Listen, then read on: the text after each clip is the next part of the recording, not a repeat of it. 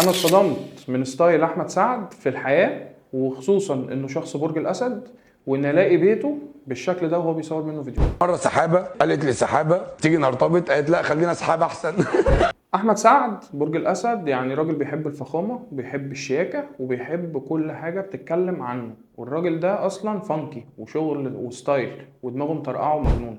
فعشان كده ان لما اتفرج على بيته الاقي بيته مينيمال، هادي جدا، فيه اضاءه خافته، وورم، والكنب والشغل البيت كله لونه جراي في بيج، والدنيا على الساده كده. لا، احنا كده مش بنتكلم عن احمد سعد.